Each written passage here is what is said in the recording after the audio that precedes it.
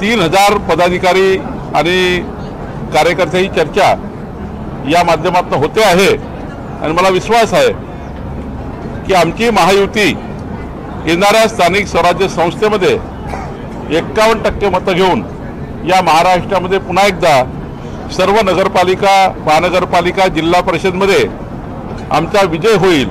निवडणूक आयोग भारताचा असो की राज्यांचा एकाच नाण्याच्या दोन बाजू आहेत। लोकशाहीचे गारदी म्हणून निवडणूक यंत्रणेतील नोकरशहांच्या नावांची नोंद नक्कीच केली जाईल। पाटकाना गमावून बसलेल्या ज्या संविधानिक संस्था काम करत आहेत त्यात आपल्या निवडणूक आयोगाचा नंबर वरचा आहे। डोळे मिटून लोकशाहीचे वस्त्रहरण हे पाहत आहेत। भाजपचे एक मंत्री बावनकुळे हे बोलले की स्थानिक स्वराज्य संस्थांच्या निवडणुकीत आमच्या महायुतीला 51% मते मिळणार म्हणजे मिळणारच। अद्याप निवडणुकांच्या तारखा जाहीर झालेल्या नाहीत, यांच्या युत्यांची घोषणा झालेली नाही। मग नेमकी 51% मते मिळवण्याचा जबर आत्मविश्वास यांच्यात येतो कुठून, याचा विचार निवडणूक आयोग कधीतरी करणार आहे काय, असा सवाल ठाकरेंच्या शिवसेनेने उपस्थित केलेला आहे। पैठणचे एक आमदार भुमरे यांनी तर निर्भय आणि निर्लज्जपणे स्फोट केला की मी 20,000 मते बाहेरून आणली व त्यांच्याकडून मतदान करून घेतले, त्यामुळे जिंकलो। आता या बाहेरून आणलेल्या भाडोत्री मतदारामुळे आमदार जिंकले असतील तर निवडणूक आयोगाने चौकशी करायला हवी। ती म्हणजे हे 20,000 मतदार यादीत घुसवले की त्यांनी मतदान यंत्रणा ताब्यात घेऊन मतदान केले। पण आमचा निवडणूक आयोग या घटनाकडे मख्खपणे पाहत आहे। शेषन यांनी निवडणूक आयोगाचा एक दरारा निर्माण केला होता, त्याचे या लोकांनी मांजर केले आहे।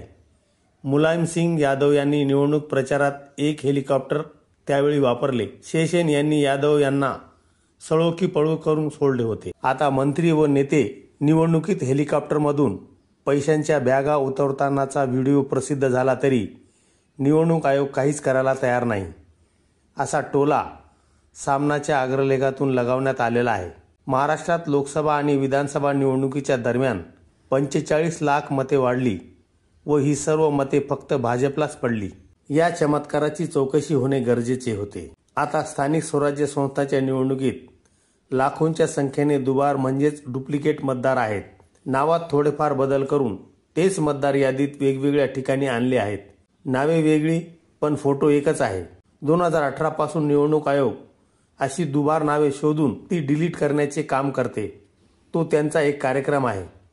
पण महाराष्ट्रात याबाबत कोणतेही काम झाले नाही। महाराष्ट्रात 29 महानगरपालिकांच्या निवडणुका पॅनल पद्धतीने होत आहेत। अपवाद फक्त मुंबईचा। मुंबईत एकास एक लढत होईल। मुंबई महानगरपालिका निवडणूक भ्रष्ट मार्गाने गिळण्याचे जोरदार प्रयत्न सर्वच पातळ्यावर सुरू आहेत। मुंबईच्या निवडणुकीत वापरल्या जाणाऱ्या ईव्हीएममध्ये व्हीव्हीपॅट असावा ही मागणी महाराष्ट्र निवडणूक अधिकाऱ्यांनी कोणत्या आधारावर फेटाळून लावली, असा सवाल उपस्थित करण्यात येत आहे।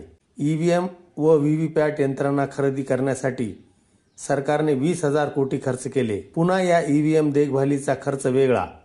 मग मुंबईच्या निवडणुकीत व्हीव्हीपॅटची योजना का नसावी, यावर राज्याचा निवडणूक आयोग म्हणतो, काय करणार साहेब, केंद्र सरकार आम्हाला व्हीव्हीपॅटवाल्या ईव्हीएम उपलब्ध करून द्यायला तयार नाही। हे एक गोड बंगाल आहे।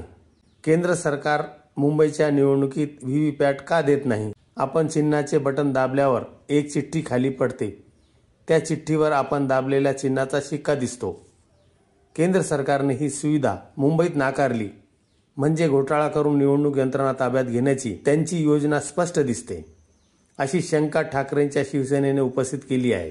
व्हीव्हीपॅट नसेल तर मुंबईच्या निवडणुका मतपत्रिकेवर घ्या, संशयाला जागाच उरणार नाही।